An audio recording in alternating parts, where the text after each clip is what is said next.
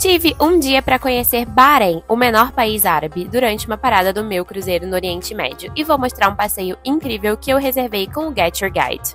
A primeira parada foi a grande mesquita Al-Fateh, uma das maiores mesquitas do mundo.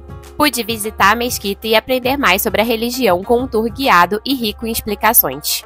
Também visitamos vários outros pontos turísticos famosos do país. O Museu Nacional, muito rico em história e cultura, o Forte de Bahrein, o Circuito Internacional de Fórmula 1 e ainda apreciei o contraste fascinante dos monumentos históricos com a parte moderna da cidade.